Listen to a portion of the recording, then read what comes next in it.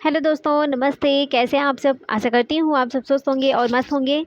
दोस्तों, मेरा नाम चंदा शर्मा है। मेरे यूट्यूब चैनल टीचिंग बाय चंदा शर्मा में आप सभी का स्वागत है।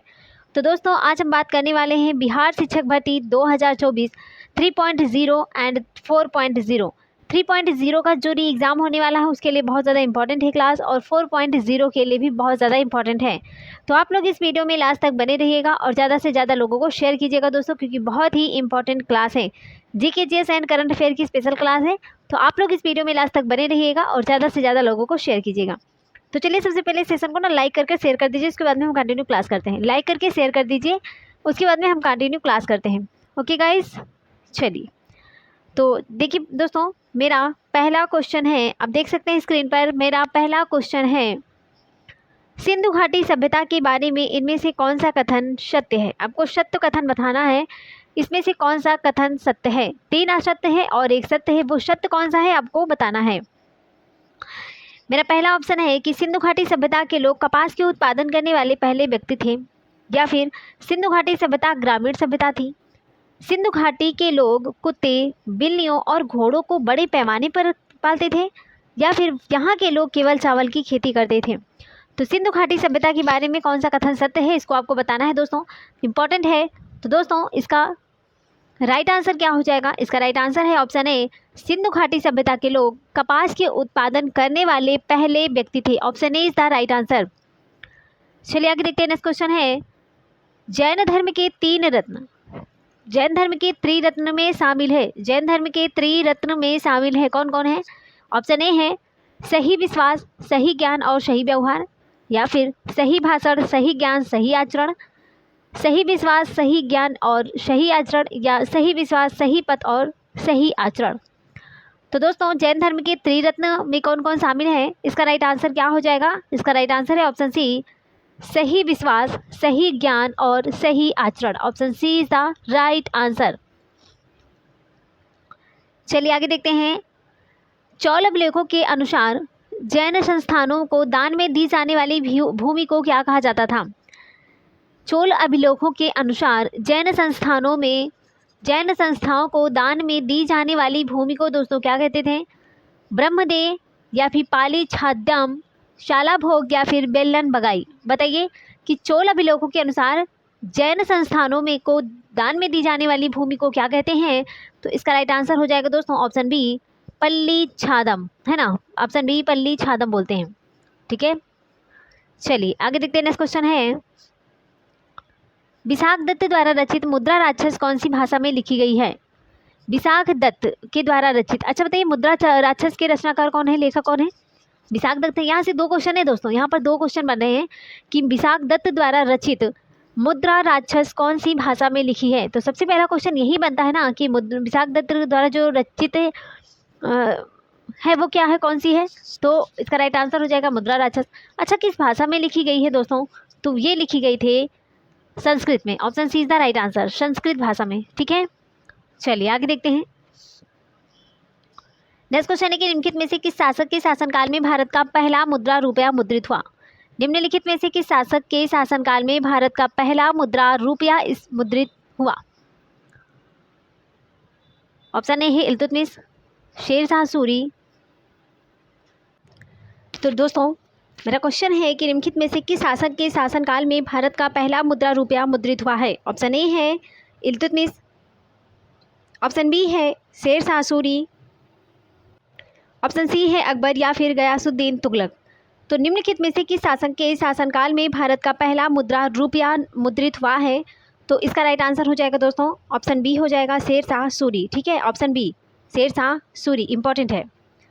चलिए नेक्स्ट क्वेश्चन पे बात करते हैं। मेरा नेक्स्ट क्वेश्चन है कि निम्नलिखित में से किसके शासनकाल में मुगलों और मराठों के बीच द्वंद्व प्रारंभ हुआ?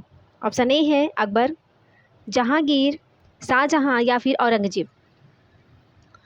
तो इसका राइट आंसर क्या हो जाएगा? इसका राइट आंसर है दोस्तों, निम्नलिखित में से किसके शासनकाल में मुगलों और मराठों के बीच द्वंद्व प्रारंभ हुआ? इसका राइट आंसर हो जाएगा ऑप्शन डी औरंगजेब। ठीक है, ऑप्शन डी औरंगजेब। चलिए आगे देखते हैं। नेक्स्ट क्वेश्चन है, भारत में किस गवर्नर जनरल को स्थानीय स्वशासन का पिता कहा जाता है? भारत में किस गवर्नर जनरल को स्थानीय स्वशासन का पिता कहा जाता है? वेरी इंपॉर्टेंट क्वेश्चन है दोस्तों। ऐसा कोई भी एग्जाम नहीं है जिसमें ये क्वेश्चन नहीं पूछा जाता। स्थानीय स्वशासन के बारे में ऐसा कौन सा क्वेश्चन है जो नहीं पूछा जाता? तो भारत में किस गवर्नर जनरल को स्थानीय स्वशासन का पिता कहा जाता है? ऑप्शन ए है लॉर्ड लिपन, या फिर बेलेजली है, कैनिंग है, या फिर इनमें से कोई नहीं है। तो भारत में किस गवर्नर जनरल को स्थानीय स्वशासन का पिता कहा जाता है? इसका राइट आंसर हो जाएगा दोस्तों ऑप्शन ए हो जाएगा रिपन को, है ना। स्थानीय स्वशासन का जनक किसे कहते हैं?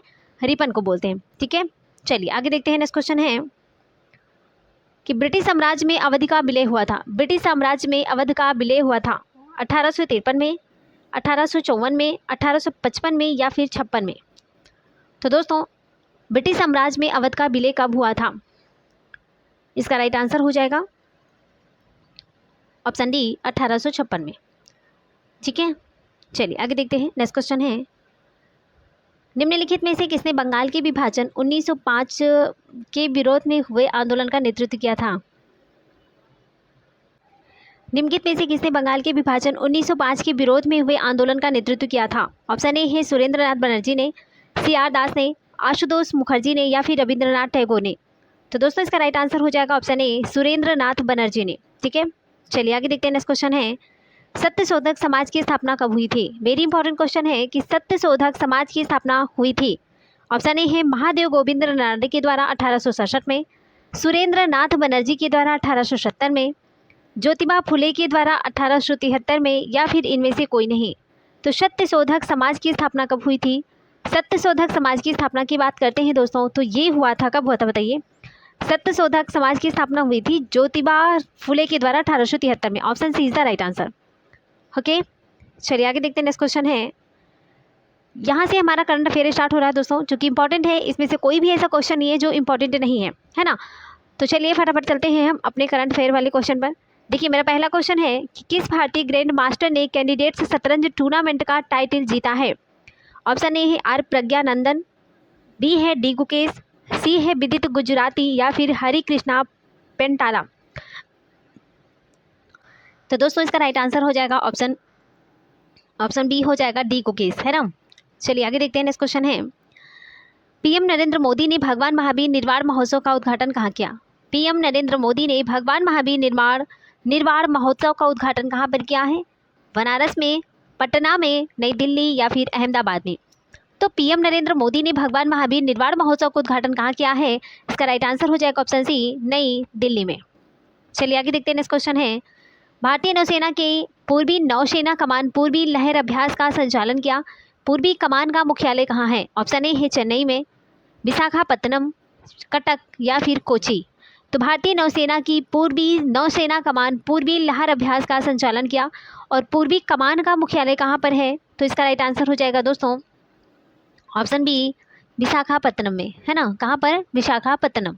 अच्छा, विशाखापत्तनम है कहाँ? आंध्र प्रदेश में। चलिए आगे देखते हैं। नेक्स्ट क्वेश्चन है भारतीय मिल्क ब्रांड नंदिनी आगामी T20 क्रिकेट विश्व कप में किन दो टीमों का स्पॉन्सर बना है? ऑप्शन ए है स्कॉटलैंड और इंग्लैंड, स्कॉटलैंड और आयरलैंड, नेपाल और श्रीलंका, या फिर यूएसए और बांग्लादेश। तो दोस्तों इसका राइट आंसर हो जाएगा ऑप्शन बी स्कॉटलैंड और आयरलैंड। चलिए आगे देखते हैं। नेक्स्ट क्वेश्चन है राष्ट्रीय सुरक्षा गार्ड के प्रमुख के रूप में किसे नियुक्त किया गया है? राष्ट्रीय सुरक्षा गार्ड के प्रमुख के रूप में किसे नियुक्त किया गया है? ऑप्शन ए है विजय कुमार सिंह, अनिरुद्ध प्रसाद, नलिन प्रभात, या फिर मनोज कुमार शर्मा। तो राष्ट्रीय सुरक्षा गार्ड के प्रमुख के रूप में किसे नियुक्त किया गया है? इसका राइट आंसर हो जाएगा दोस्तों ऑप्शन सी नलिन प्रभात। कौन है? नलिन प्रभात। चलिए आगे देखते हैं।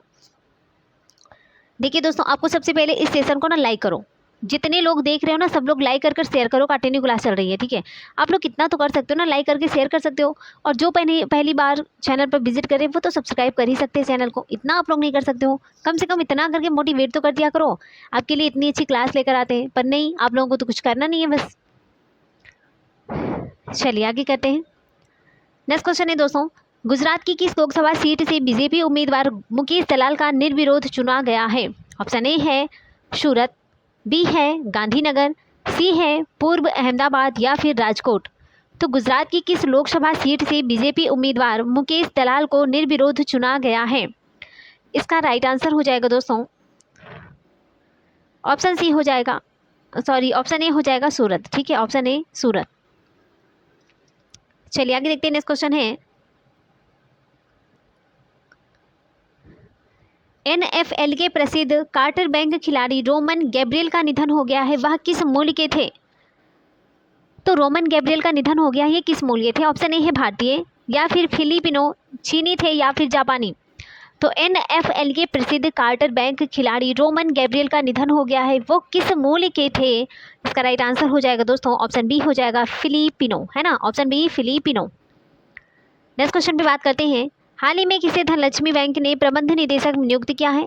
हाल ही में किसे धनलक्ष्मी बैंक ने प्रबंध निदेशक नियुक्त किया है? वेरी इंपॉर्टेंट क्वेश्चन है।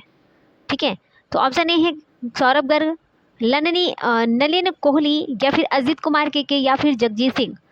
तो धनलक्ष्मी बैंक ने प्रबंध निर्देशक नियुक्त किया है, ऑप्शन सी हो जाएगा अजित कुमार के, है ना, अजित कुमार के। चलिए आगे देखते हैं। नेक्स्ट क्वेश्चन है, हाल ही में किस पेमेंट बैंक ने NCMC सक्षम डेबिट और प्रीपेड कार्ड लॉन्च किए हैं? ऑप्शन ए है Bandhan bank, Airtel payment bank, Axis bank, या फिर HDFC फिनटेक पेमेंट। किस पेमेंट बैंक ने NCMC सक्षम डेबिट और प्रीपेड कार्ड लॉन्च किया है? इसका राइट आंसर हो जाएगा दोस्तों option B Airtel payment bank. ठीक है, चलिए आगे देखते हैं। नेक्स्ट क्वेश्चन है, हाल ही में इसरो प्रमुख ने कहा अंतरिक्ष सुरक्षा के लिए दिंग तारा मुख्यालय खोला है? दिंग तारा मुख्यालय कहाँ पर खोला है? ऑप्शन ए है बेंगलुरु में, दिल्ली में, कोलकाता में, या फिर सूरत में। तो इसरो प्रमुख ने कहा अंतरिक्ष सुरक्षा के लिए दिंग तारा मुख्यालय खोला है, इसका राइट आंसर क्या हो जाएगा दोस्तों? इसका राइट आंसर हो जाएगा ऑप्शन ए हो जाएगा बेंगलुरु में। कहाँ पर? बेंगलुरु में। चलिए आगे देखते हैं।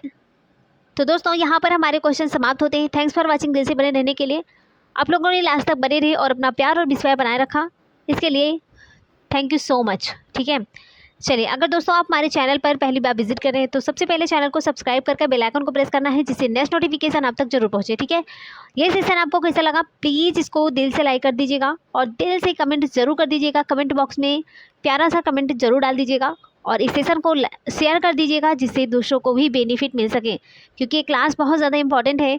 BPSC TRE 3.0 4.0 के लिए मोस्ट इंपॉर्टेंट क्लास है। एनीवन कोई भी एग्ज़ाम है, अगर उसमें एनीवन ऐसा कोई तो एग्जाम नहीं जिसमें GK GS पूछा नहीं जाता, तो GK GS तो ऑल एग्जाम के लिए इंपॉर्टेंट है। सो प्लीज़ आप लोग इस वीडियो को अवॉइड मत करो और ज़्यादा से ज़्यादा लोगों को शेयर करो। आप कोई भी काम कर रहे हो तब भी इस वीडियो को चला कर सुन सकते हो, है ना। ऐसा तो नहीं अगर हमने 10 क्वेश्चन पढ़ाया तो 5 क्वेश्चन तो आपके भेजे में घुस ही जाएगा। इसलिए प्लीज़ आप लोग ना इस क्लास का आनंद लीजिए और अपना सपोर्ट प्यार बनाए रखिए। तो चलिए इसी के साथ हम मिलेंगे दोस्तों नेक्स्ट वीडियो में। तब तक के लिए bye bye, take care, see you.